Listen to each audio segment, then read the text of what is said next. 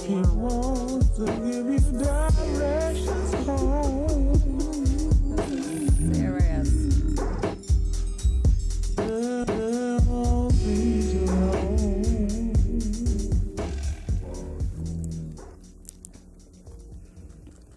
Hello, hello, hello, everyone. Welcome back. This is La Kwaxiru, or I am La Kwaxiru, aka Eutimia Cruz Montoya, here serving up everything about love from my perspective. So I will introduce my two lovely guests in just a moment, but first I'm going to give you a little background on me. If this is the first time tuning in, it's only our second show, so you haven't missed much. I am a holistic healthcare practitioner. So I'm a licensed acupuncturist. I practice curanderismo and body talk, and I grew up in folk healing ways. I am also, what I've been saying, is an emphatic lover of the Aphrodite archetype. So when this came about that I could do this show, it was really, really exciting for me. So I want to cover a couple things before we get into our guests. Love. Okay, love is vast and grand and plentiful and beautiful. And I wanted to talk about the love of doing something that you love, the passion about doing something that you love. So growing up in a culture that doesn't really honor a lot of love a lot of the times, or rather American culture there's a lot of attachment as opposed to love, or this idea of expectation of monogamy as opposed to love when it comes to relationships. I had always felt like the love that I feel all over the place and get impassioned by was never really something that I could do or be, or that I should be excited about. I'd been in relationships before with people who were really impassioned about their work, and I'm like, well, I'm impassioned about love though, you know, and like I couldn't really be super open, expressive about it. And then now that I've grown up a little bit, I realize that when you get impassioned about things, you follow those passions, and that's part of your dharma, that's part of your life purpose, that's part of your work. So this show specifically, I know, is part of my life work. So the name La Kwaxiru is actually a Quechua Maya word, and those are the indigenous people of Guatemala. When I was 23, 10 years ago, I went and studied, actually I was a clinical assistant and translator for my Chinese medicine mentor on the Guatemala Acupuncture and Medical Aid Project. So I went out there and I was needling, and I was translating philosophy, etc., about Chinese medicine, and we were trying to talk about the difference between yin and yang. And they were like, she's a very yang girl, yang like hot, like fire, like and they translated that as Kwaxiru, and they started calling me Kwaxiru. And I'm like, what does that mean? They're like, it means que eres loca. I'm like, crazy? Yeah, but what do you mean crazy? No, pero de amor, like of love, of all the love. So this show is all about honoring love in all of its manifestations. And so thank you so much for tuning in. A couple of shout outs. Thank you to WeAreDenver, #WeAreDenver, for providing the space, providing the place for us to have this platform to talk all about things love, about all things love. And thank you to Meet in the Street, also sponsored by Meet in the Street. Every Saturday this summer on the 16th Street Mall, there is a gathering of souls where there's performing artists, etc., vendors. You can catch that 16th in Champa. And I also want to shout out Lawless Revolution, where I am wearing this upcycled pretty silky thing, and say, if anybody out there, if you're designers, if you make jewelry, if you make pretty clothes, I'm all about representing you. So hit us up if you'd like us to pump your stuff, if you want me to wear your stuff, and I like to do all things aesthetically pleasing. So all right, so I am so elated to welcome two of my favorite people to the show. My sister Sheree, aka Love Mestiza, and my brother Adrian, aka Molina Speaks. I can't even begin to say what these two are to me in my life, but I will say that they are very beautiful, dear friends. They come as a team, and they have a little third who is my favorite little baby. Her name is Solana. So whichever one of you wants to go first, I would love to have you introduce yourselves to our audience, and thank you again so much for being here. Thank you for having us. Go ahead. So my name is Sheree Brown. I also go by Love Mestiza. I am many things. I am a poet. I am a writer. I am an artist. I am a mother to a 2-year-old, a fiery 2-year-old. I am a futurist and a bruja and a practicing herbalist. I spend a lot of time, cultivating craft with the earth as well as craft in the cosmos. So the cosmos are a very important aspect of myself and my work. Thank you. Yeah. I'm Adrian Alberto Molina, also known, perhaps better known as Molina Speaks, a.k.a. Mo Speaks, a.k.a. Molina Soleil, a.k.a. Chicano Picasso, a.k.a. Mo Brown, and I am a lover of Ms. Love Mestiza. Miss Love. Hey, what do you call this show? La Kwaxiru. Maybe you should call it Crazy Love. Or maybe I shouldn't. He has a lot of it's just an idea. opinions. I know. I'm like, yeah, no. Maybe I could, maybe I should, maybe I won't, maybe I will. We'll figure it out later. Let me know. No. Also, Credit FYI, me when you change the name. we always have in the studio my little puppy dog, Girasol. So if you hear a bark, it's my dog. She's a Chihuahua Terrier mix. She's a mutt. She just showed up on my porch one day, and I went to go see a healer, actually, a channel of Mary Magdalene. It was really random through one of my dear sister friends, Lila June. I ended up in Taos with my dog, and she was like, "She has come to show you unconditional love." And I was like, oh my God.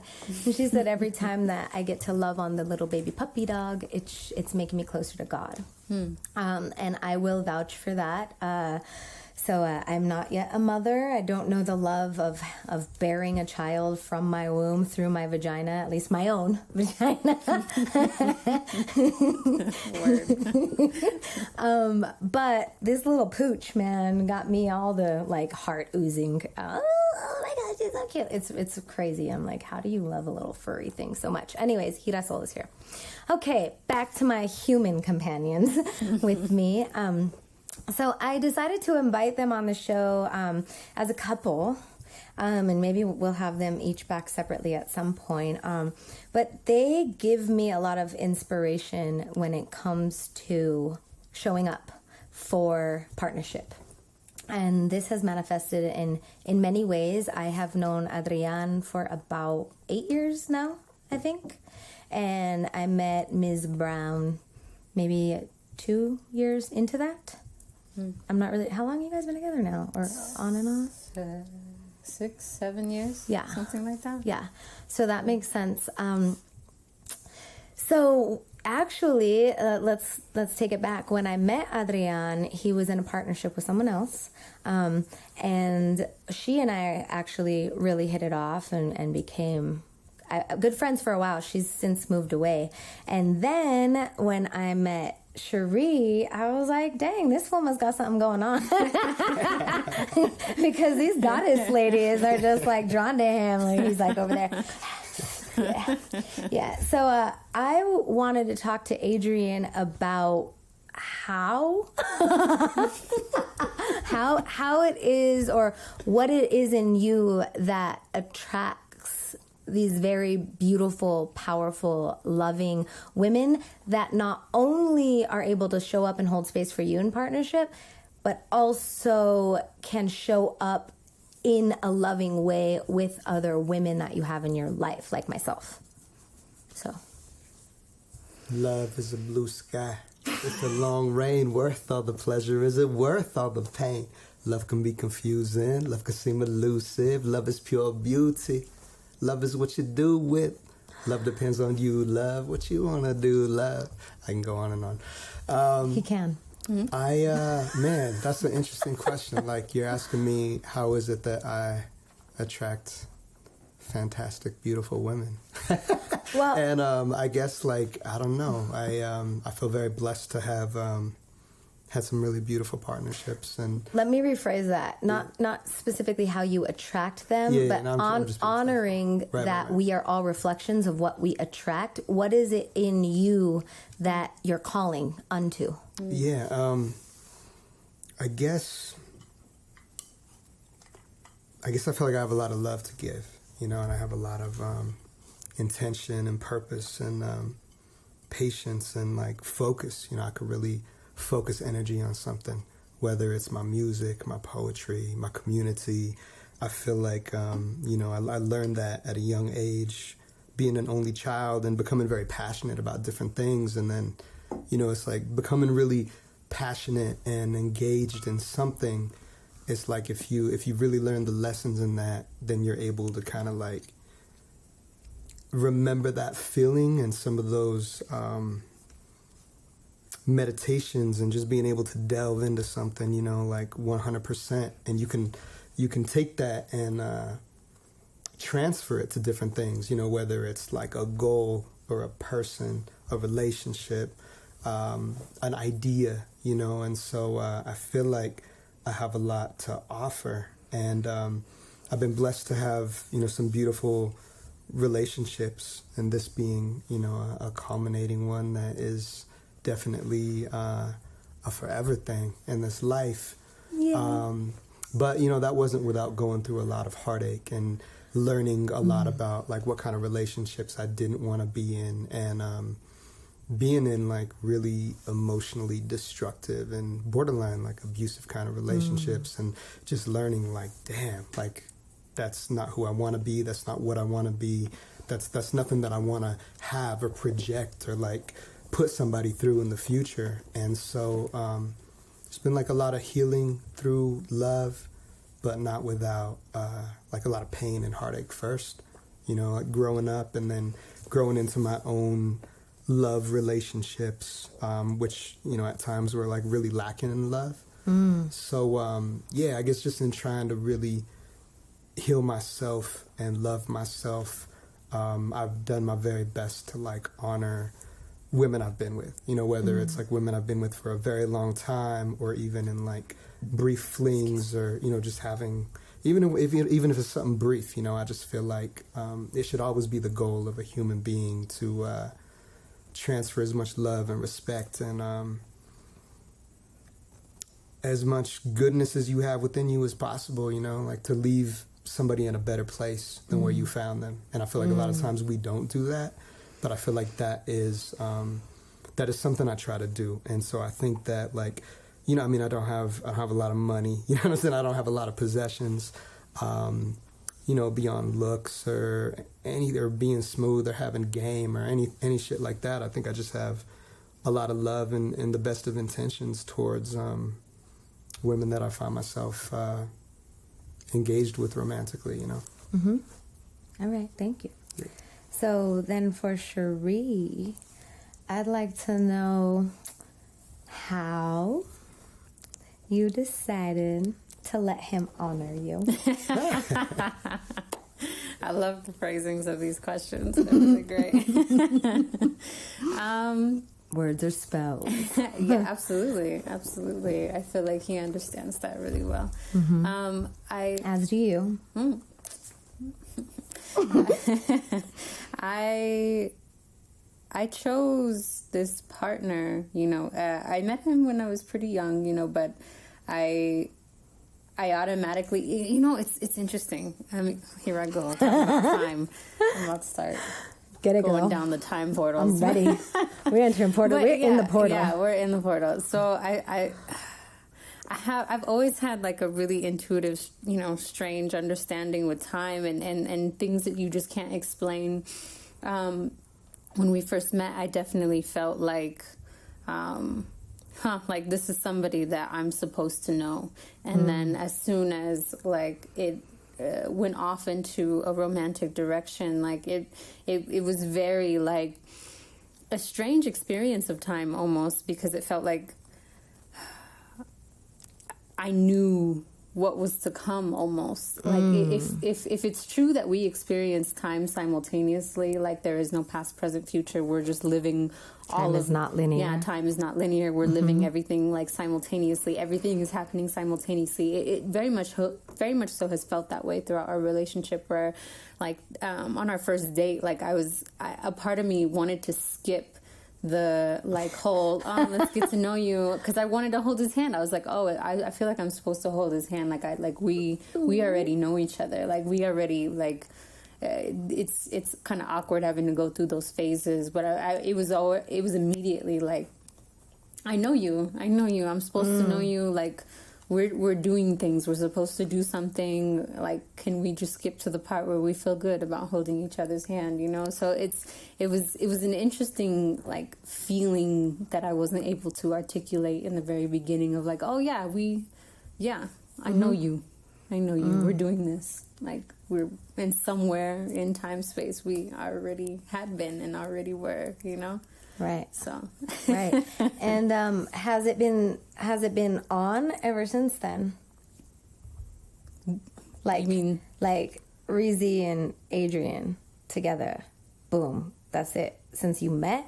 Like I want to hear about the transitions into where you are now. okay, yeah, no. She came over and she stayed. She never left. That's just kind of. You mean your that's how heart? that She started. never left your heart. Yeah, absolutely. We've definitely been through, waves and cycles of, just everything that happens in love and in relationships, and learning how to let one another be our fullest selves, and honoring all parts of the path. Honoring where we need to feel like, we need to be free, or how do you be free within a relationship? How do you find liberation within a relationship? And like trying to figure out those dynamics constantly. And we did have to take a break Okay.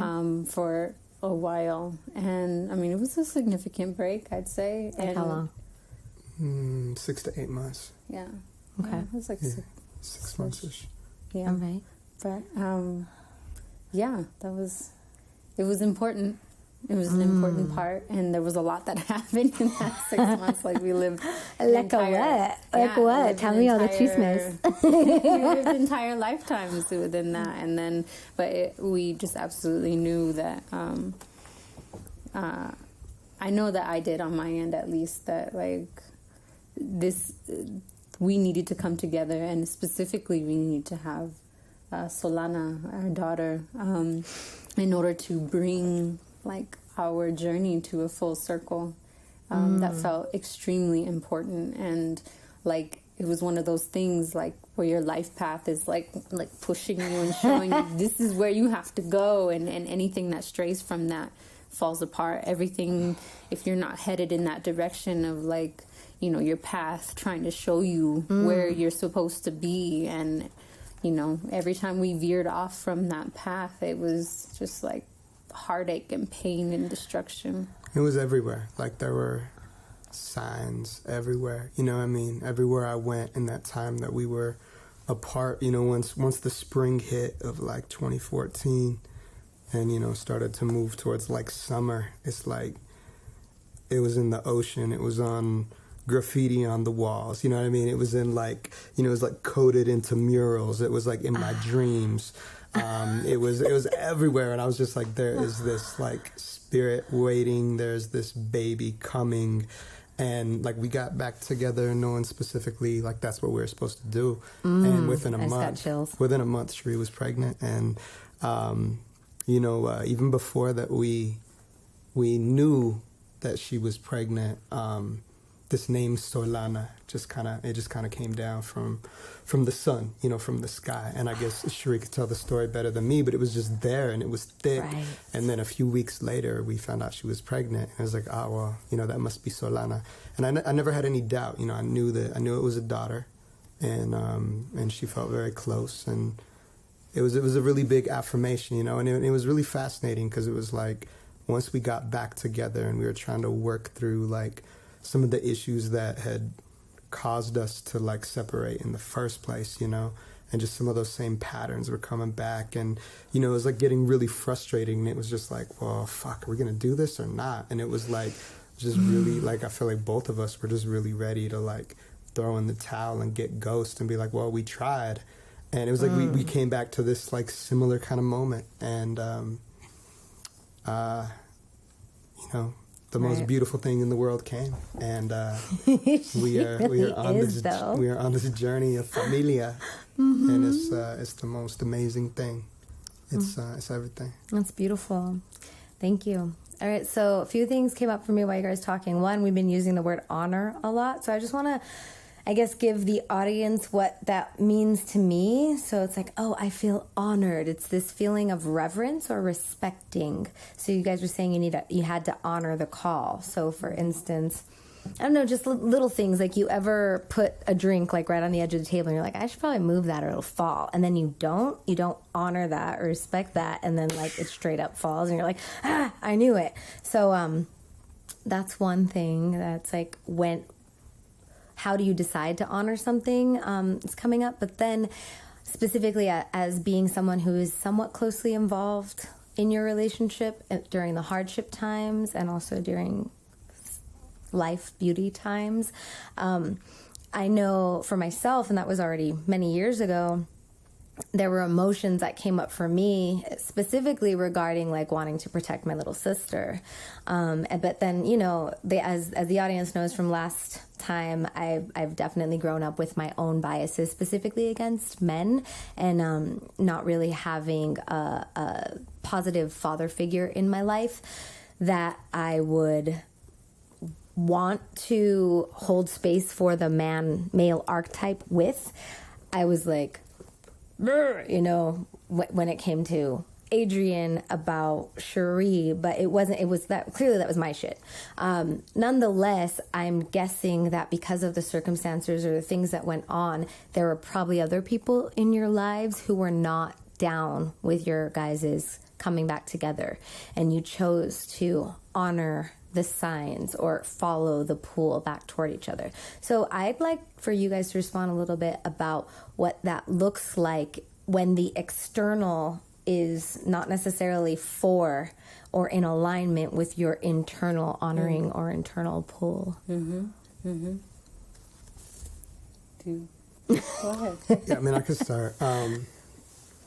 Well, with respect to honor, you know, I mean, our society and this point we're at in humanity, you know, in the West, in America in particular, but really throughout the world, you know, there's a lot of honor and sincerity that has been lost. And, you know, the spirit has been in decline, and I feel like there's like a resurrection of spirits and souls happening. But honor is the most difficult path to walk. You know, you don't get a whole lot of love. You definitely don't make a whole lot of money. You don't make a lot of friends. You don't get a lot of fame. You don't get a lot of, like, the quick things that we want in our culture coming to you. You don't get that by acting with honor, you know. So, yeah, I guess that's been a challenging thing at times, you know, whether it was, like, first getting to know each other and falling deeply in love, and we're kind of in this cloud. And then, you know, some of Sheree's friends ain't down, and they don't want to see us together. And Still? No. Well, I mean, at the very beginning. You know, at the very beginning of things. I was like, who? And I'm just like, yo, like, I mean, I'm at a certain point in my life in which, like, you know, my work is on point.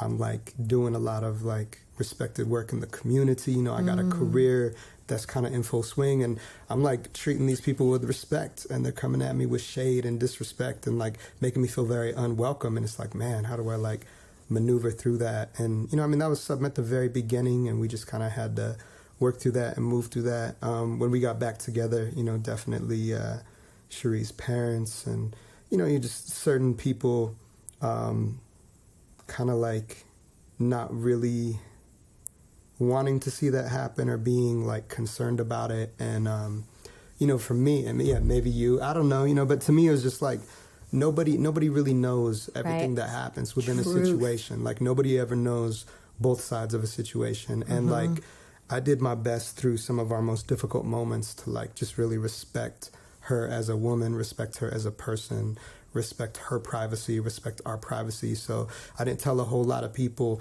my side of the story. And I feel like every time, within a tighter knit community, or especially within a conscious community where there's like a breakup or something tragic happens, or people go their own ways, a lot of times, a man is going to get blamed for that, or kind of be looked at as like the cause of that for one reason or another. Right. And that goes way back. For sure. And to me, like, I don't know, I just kind of, I guess I took some of that and like strapped some of that on my back and just let it be what it was. And I don't know. I mean, far before that, I got to a point where I really don't give a fuck what people think about me. Like people, like, it's like if people have a legitimate beef with,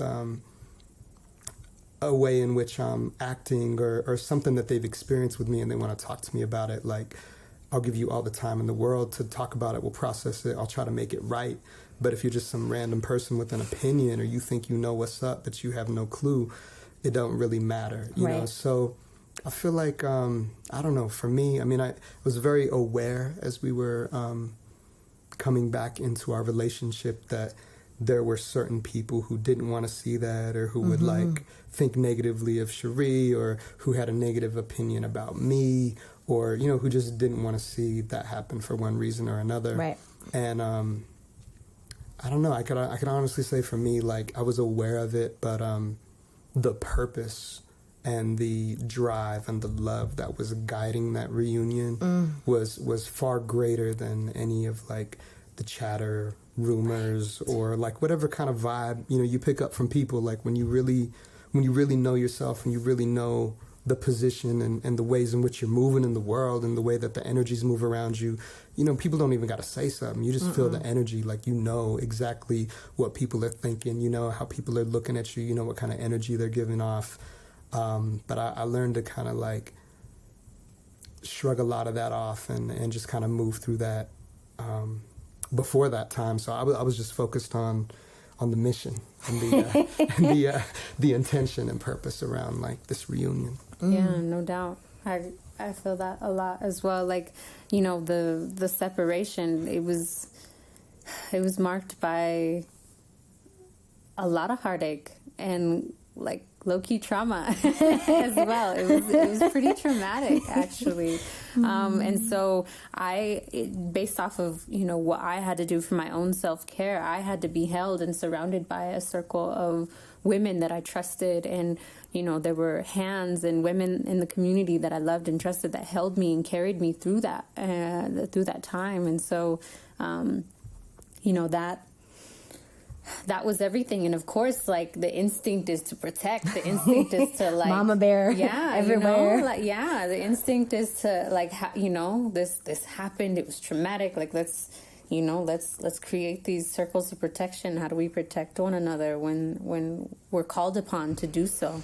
And so there was elements of that, but after going through very quick healing process, and not that it was all magic, ta-da, like, no, it was very gritty. It was like going through a death in many ways. We like, a death of that aspect of our relationship, and then we had to start something completely different, completely new. And the healing process was just very quick, and I feel like that's also just a sign of the times, like this acceleration in regards to our healing processes as individuals, the processes that we go through collectively. Like, everything is happening really, really fast. Like, things that would have taken decades are now like really quick, seconds, days, weeks. Like, we're experiencing time very differently. And so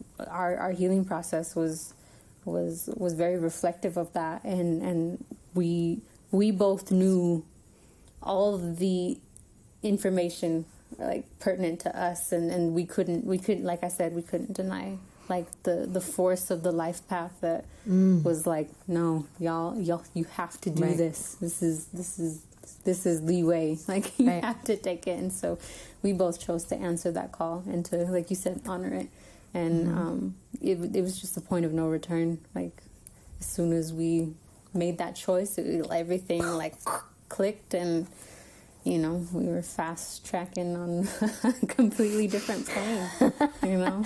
Right. And for myself, I remember being a little like wary because of the trauma that we had. I mean, definitely you too, but our circle closely experienced, and my own wounding with men and my personal family history with abusive relationships, etc. So I was like, what? And then I also remember as soon as we found out that Solana was coming, it was like just that, all right, this is what we're doing now. You know, it was like super duper easy to honor your guys' choice to be together and to bring baby girl here. So I really want to talk a bit about that, not just from a love perspective, but from the perspective of myself as a healthcare practitioner, that nobody knows. Just like my brother Adrian just said, like no one knows what you're specifically going through and what the call is. So even now, and you know, I'm still working through my own healing processes with my own wounding around men, around relationships, etc., which is part of this and why I've been in and out of love so much and in and out of relationships so much. It's like always a process, and every time you go through it, you learn new things. And they say like you'll keep being presented with the same lesson until you learn it, right? Lord. Right? So the more you go through it, the more you learn. And even so, I have some friends right now, you know, they're in and out with their relationships, on and off, on and off. And I have my opinions about it. Like every time you guys get back together, the same old shit happens. Hello. You know, like super annoyed. But I also tell my friends like, yo, and I could tell you till I'm blue in the face what I think, but really it doesn't come down to me. Like, homegirl, what makes you happy? Are you happy? Like, you're the only one. You have to live with yourself at the end of the day, right? And same thing with your healing process. Like when people come to me in clinic, I'm like, yo, I'm educated in these ways. I have this experience like this. I can tell you this, and that, but I don't live in your body.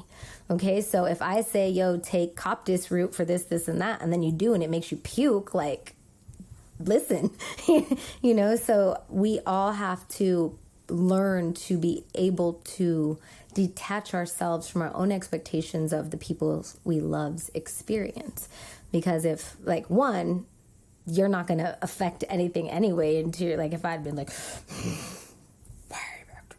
you know, like, that's just me sitting there with a grimace, right? So you have to, like, move with these ebbs and flows of people, especially the people you love, and that's what it looks like to show up unconditionally, especially for your friends and the people you call your family. And we're in a time now that we can really choose our family. And sure, we have the people who are blood related, and we chose them through the cosmos, at least in my belief system. You know, our little baby spirits look down. We're like, oh, those are the lessons I need to learn this lifetime. Bloop, I'm coming in through these two individuals, and I'm going to learn these lessons. But once we grow up and we are of choice, or even when we're kids, you know, you meet somebody and there's that karmic affinity, much like you chose with each other, you choose your family and you make family. And like, that's very much so how I feel with both of you. So here we are, like, choosing to love each other no matter what other choices we make. And hopefully those are healthy choices for us, right? And the people we love. So thanks for choosing each other. All That right. reminds me of this episode of Steven Universe. The choosing. She's a futurist. I know. Wait, I want to talk about what that means too. Continue. Yeah, no, it's Steven not that Universe? serious. Yeah, it was I just mean, the choosing. People who watch the show, y'all know what I'm talking about. I'm gonna have to watch this show. Yeah. Oh my god. Yeah, you do. It's the best thing ever. All right. So let's talk about. I don't know. What do you want to talk about? Futurism. I kind of want to talk about Solana. Yeah. we like talking about Solana. all things Solana. I wanted her to be here actually, but she's two. Yeah. She's she would have been wandering around looking at everything. and her and the course. dog have like a really interesting relationship. They like go at each other. They're like, I'm cute. No, I'm cute. No, I'm cute. No, I'm cute. It's really cute. It's like, well, I mean, Hida is like a cranky abuelita embodied dog anyway. So I kind of think that, she is like, my little, grandma. Yeah, like She came. for real. Yeah, she really does. So then, if we're gonna talk about Solana, you guys can tell I was so privileged to be present at the birth of this little baby girl. And myself and our sister witch Meg, we acted as the doulas, I guess, or is that what you would call us? And it was the night of April 2nd. I got that call, like, yo, it's happening. And I was clinic all day, so I had to finish up and then go in, and it was a snowstorm in Denver that night. And if you guys are from Colorado, you know, if you don't like the weather in Colorado, wait an hour, it'll change. And I had my big coat and my boots, and I'm like, all right, go in, birth time, ready, go. And to get there, and it's like snowing, it's blizzarding outside like crazy, and all kinds of amazing stuff happened. It was really intense. You were in labor for about 20 hours? Forever. But it was definitely over 24 hours. It was a long time. So she was already in labor by the time I got there, and active labor came a little later, I think. But so they had already known that she was going to be Solana, and they knew she was going to be girl, and Sol in Spanish means sun. And so, like, to me, Solana is like the all-pervading sun. So blizzard, snowstorm, we labor, Sheree labors all night. It was a team effort. Yes, effort. Yeah, it was happening through my body, but I was taking everybody with me. Oh, we were there. I'm like doing this. I'm like holding together. you in the bath. I'm like all wet. My boobs are like super wet, and I'm like over, and my back's hurting. I'm like, fuck, my back fucking hurts, and then I like have to check myself. I'm like, oh wait, Yeah. oh wait a second. Anyways, all night long. She was born around 2 p.m., 2:20 something the next day. I couldn't tell you. So got there at like 8 p.m. I did. They were already there. She was born at 2 p.m. the next day. Myself and Meg, after baby came out, everything was good. You guys were having your little first family time together. Me and Meg went into the backyard, and not only was the snow completely gone, but the sun was super duper hot and out so much that Meg and I laid on the ground, a completely dry ground, and just like soaked in the sun. And we just were like exhausted and happy crying and laughing that like the night before it was a snowstorm and she brought the sun so much that the ground was dry. Like there was no snow, and it was dry that we could just lay there on our backs, and it was just epic.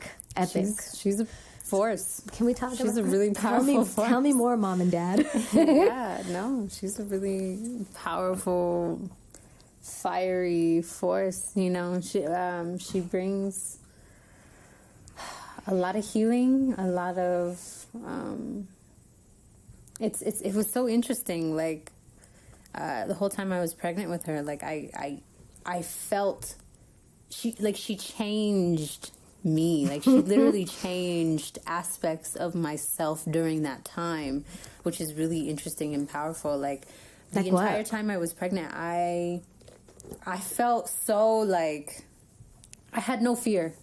I had no fear. I had zero fear. And I knew, I was like, my normal self would be super afraid of XYZ, like, oh my God, like, how do you birth something? You know, like, but the energy that she carried was just so courageous, like all like Manipura, like, she left me very little room in that aspect of myself to feel and express fear, because she was just so like fearless.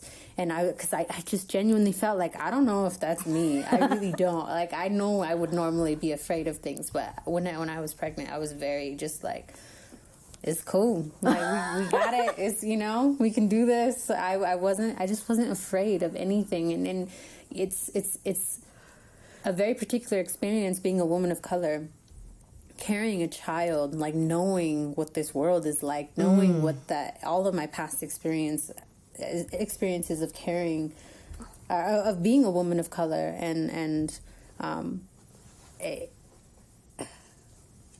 birthing a child, making that decision to do so is a really, it is not something that many of us take lightly, because we know, we know, and we see what happens to babies, you know, we see what happens to our people, we see headlines after headlines that are just so unbelievably heartbreaking, and so many of us waver in those decisions. Like, do I really bring kids into this? This is crazy. You know, it is insane. If I have the choice, do I really make that choice? But she, you know, she left me with very little room to be afraid, because she just felt so powerful and like, no, I'm supposed to be here. I'm doing this. Like, we're doing this, and don't be afraid, because it'll be, it's fine. It's perfect. Right. And talk about love overcoming fear. Like, the manifestation of love winning is this little baby. And that's kind of why we're all here anyway. Totally. Right?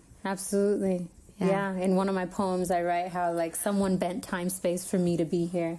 And I genuinely feel like, you know, we definitely did that for her as well. Just like, you know, she had to.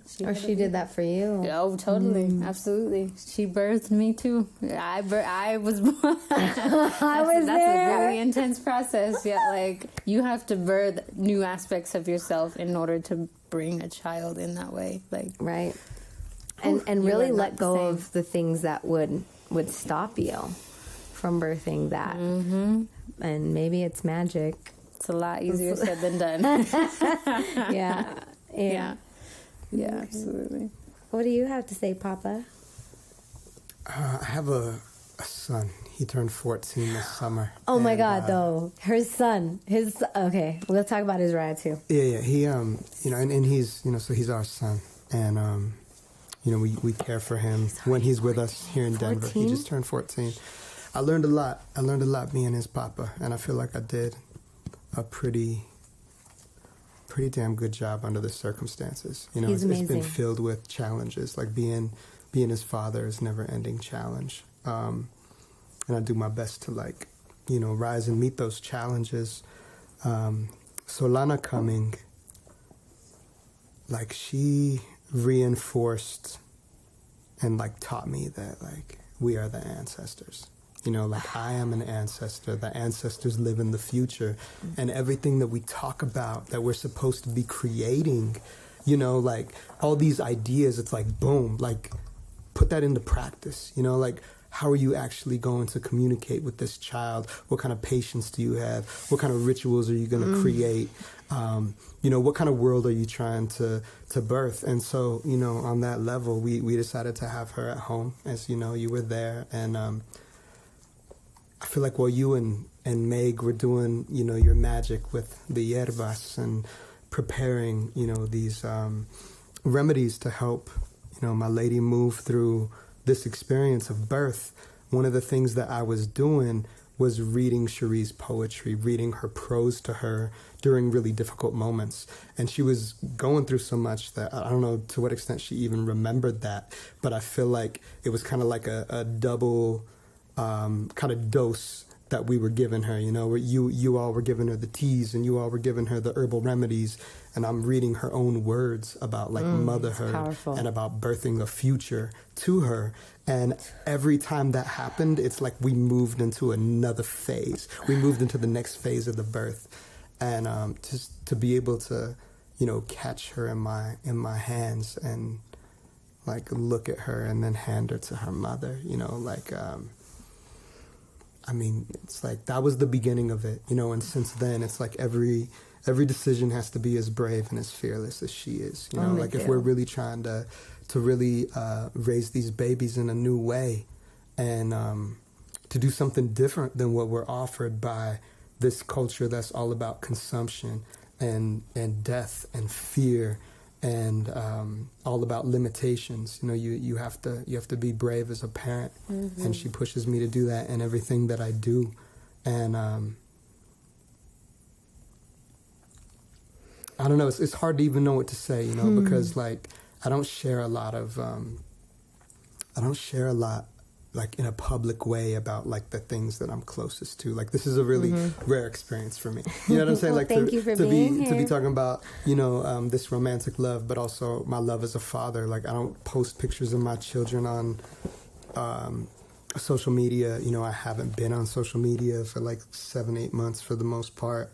I keep some of these things close to me and protect these things, and so it's hard to even, like, really go into how deep of an experience it is being a father, and being a father to just such a beautiful little girl that I want her to know liberation and freedom and presence and possibility in a way that many people, especially women of color, do not know, or not allowed to know because of the systems that we find ourselves in. You know, so it's just the greatest blessing. Thank you.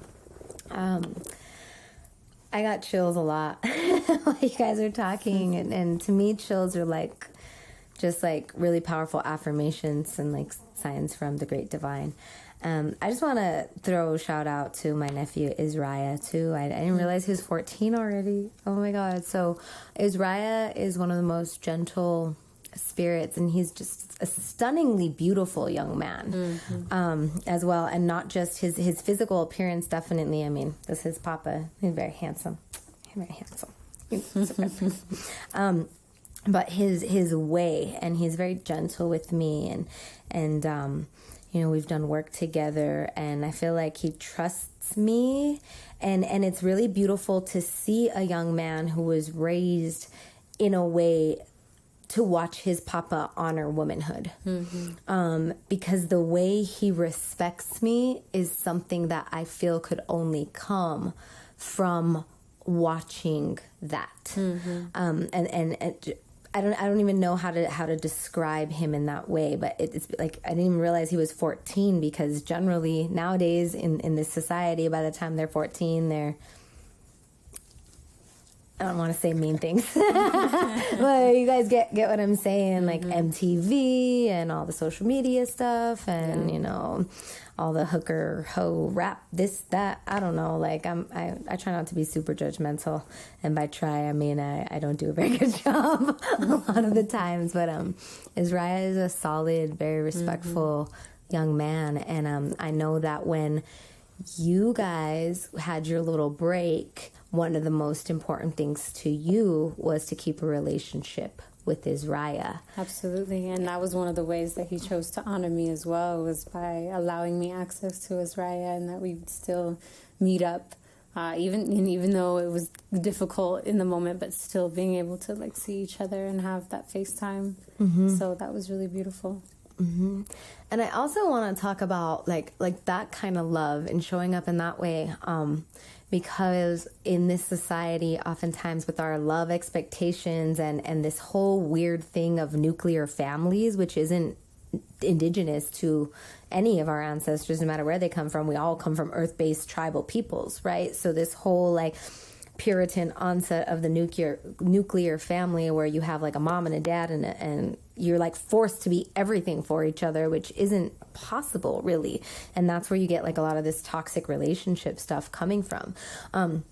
Anyways, being able to show up unconditionally for a child that is not your own, your own. I'll put that in quotation marks, because I believe they're all of our children, right?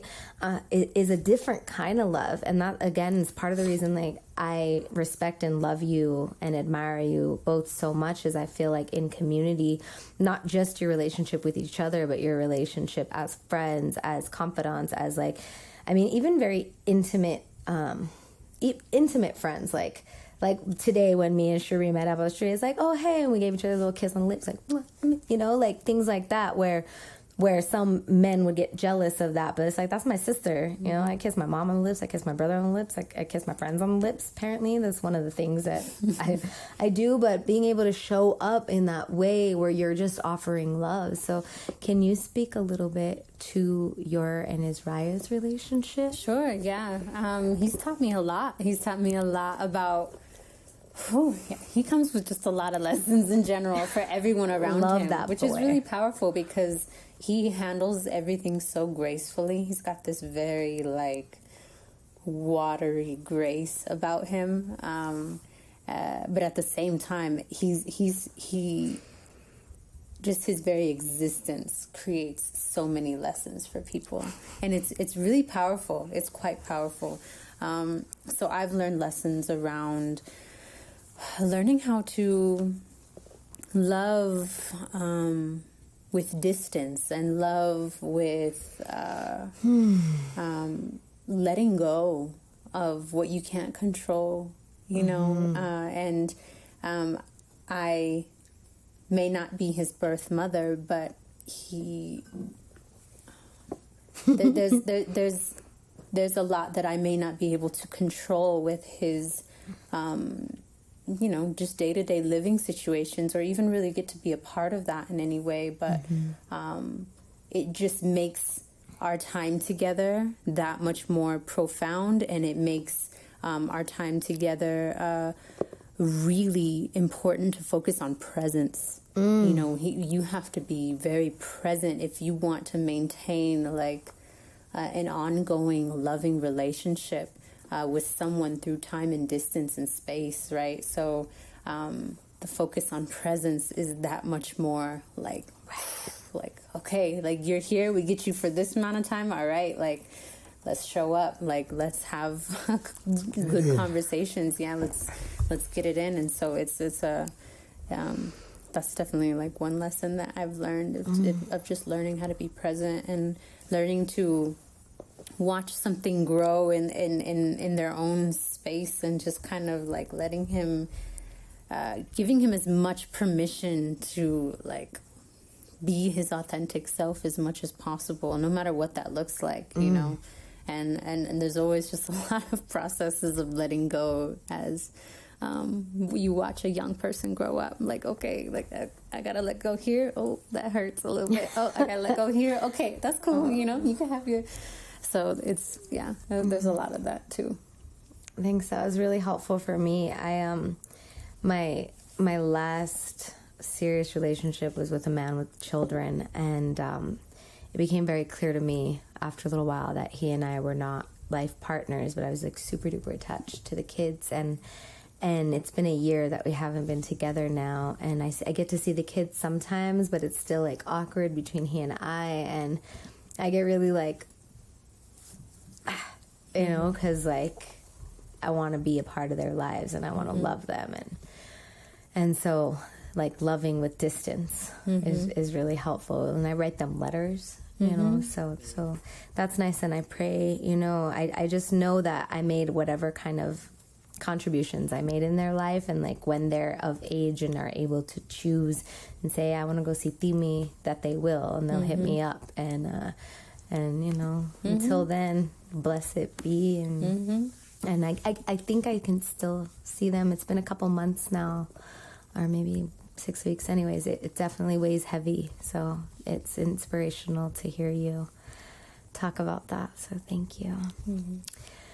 Okay, so let's switch from the heavy, because I'm deflecting right now.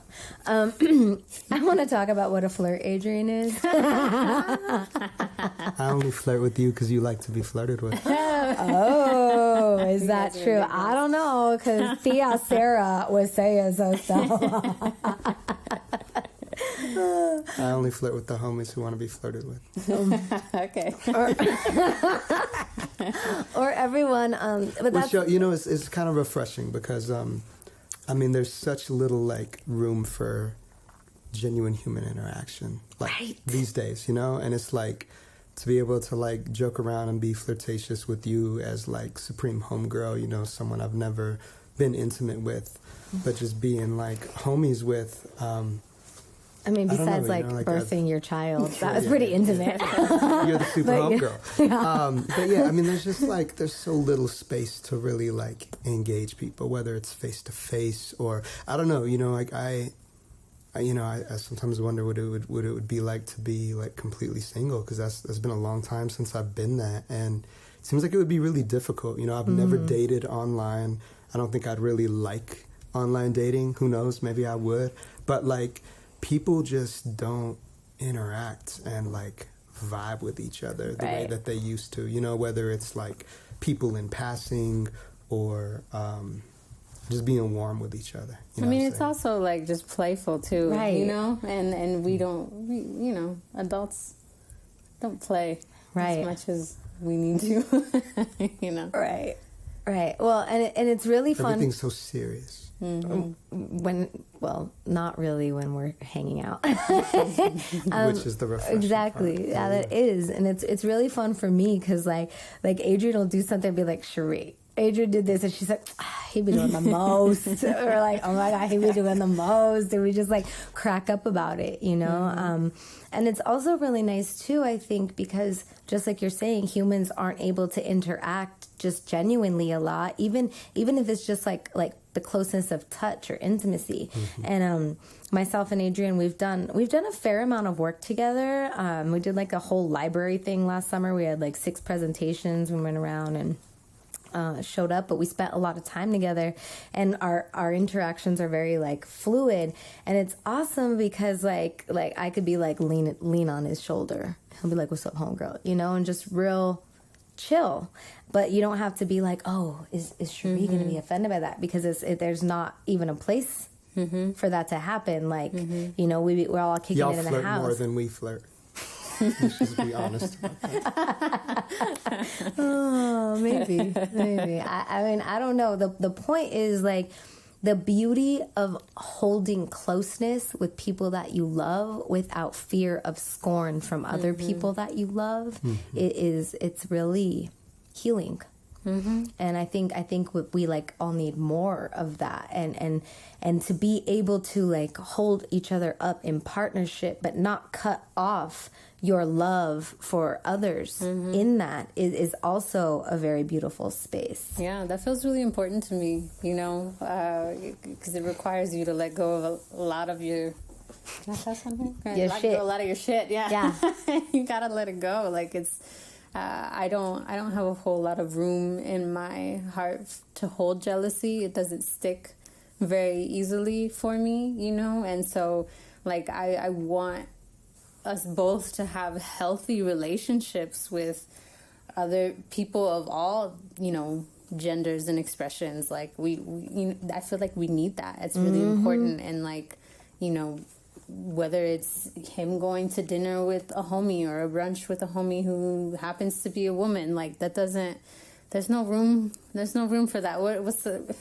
For why? And it kind of leads you into like these wormholes of like propriety and also property, you know, like I don't own him as a human being, as an entity. He doesn't own me as a human being, as an entity. We can have, you know, relationships with other people in the ways that like ultimately bring us, you know, fulfillment, and also it strengthens the relationship that we have together too. Yeah. Oh, we're almost out of time. Unfortunately, it goes fast, right? So what's happening in November? Yeah, there's gonna be a party. Gonna be a party. A wedding celebration. A wedding Yeah, celebration. a wedding celebration, So we might not have enough time for this, but it's coming up. Like you were just talking about ownership and like not owning each other, and this whole notion of marriage, which some people would argue is very Western European notion. So can you guys talk a little bit about that in the 2 minutes we have left? You know, I'll say we're still trying to figure out exactly like what that means and how to be married and be responsible to each other and responsive to each other in ways that are like most supportive and not limiting. You know what I'm saying? And like just respecting each other fully as people. And I guess whatever we can figure out between now and November is legit, but it'll be, it'll be an ongoing process, you know, in terms of, just what it means to be human, what it means to be a partner to each other. Yeah, totally. I appreciate that. Like we really are going into the depths of dialogue of like, what is marriage? What is this thing? You know, what does it mean to be bonded to another person, choosing them as a life partner? And we definitely choose each other as a life partner, and also just kind of exploring what does this ceremony do, you know, what's beyond that ceremony that like actually unifies you to another person, because we've already been through that with just having Solana, you know, like we. Like I mean, your guys' DNA. Yeah, it is embodied in an entire like little human. Yeah, absolutely. So we definitely like went through some bonding and union, you know. Yeah, and so what does this look like in terms of the next phase of union, of choosing someone as your life partner and being able to honor each other again? There goes that word of so how can we both show up with our fullest selves and our fullest expression of self and honor that? And one thing that I've really appreciated over the course of this past year or two, and then I'll wrap up, but just I do identify as queer, and so it's been really beautiful to have a partner that allows me to be my fullest self, and he shows up and he's like, you're beautiful, you are fine just the way you are, like let's there's just space. There's space for me to be who I am, and you can't put a price on that. It's just really invaluable to have a partner that allows you to be exactly who you are, and there is no judgment. There's only deep, unconditional love, and knowing that he will be there, you know, and we choose each other. Let me say this about this marriage. Say it. All right. Say it. Sheree wanted to wear a fly dress. She wanted to throw a party. We wanted to kick it with the spirits. So we're doing this around Dias de los Muertos. And we'll see if we actually sign any legal documents or not. I'm there. I'm already there. You know, Eutimia. I don't know what I'm going to wear, but I hope it matches and it's like really cute. Anyways, okay, I'm excited. Thank you, fam, for coming on this show with me and continually inspiring me to be a better, more full lover and community member. And thank you for baby Solana and listening to the call and honoring all of it. I love you both. Love you too. Very much. Thank you for being there. All right, everyone out there, this is La Kwaxiru. Crazy love. Joined by Love Mestiza and this guy over here. Molina Speaks. If you want to know more, hashtag WeAreDenver, hashtag Meet in the Street, Muse and Medicine, Love Mestiza, Molina Speaks. Thank you. Peace.